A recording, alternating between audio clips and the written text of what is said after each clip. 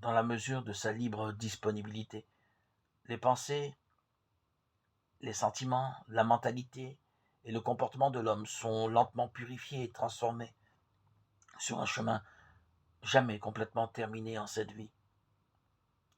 La foi grandit et se renforce seulement en croyant. Il n'y a pas d'autre possibilité pour posséder une certitude sur sa propre vie, sinon de s'abandonner dans un crescendo continu entre les mains d'un amour qui s'expérimente toujours plus grand parce qu'il a son origine en Dieu. Saint Luc enseigne que la connaissance des contenus à croire n'est pas suffisante si ensuite le cœur, authentique sanctuaire de la personne, n'est pas ouvert par la grâce qui permet d'avoir des yeux pour regarder en profondeur et comprendre que ce qui a été annoncé est la parole de Dieu. Professé par la bouche indique que la foi implique un témoignage et un engagement public. Le chrétien ne peut jamais penser que croire est un fait privé. La foi, c'est décider d'être avec le Seigneur pour vivre avec lui.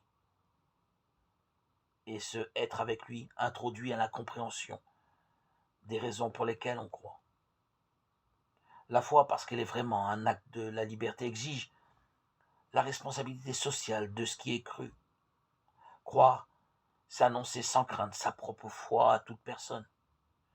C'est le don de l'Esprit Saint qui habilite à la mission et fortifie notre témoignage, le rendant franc et courageux.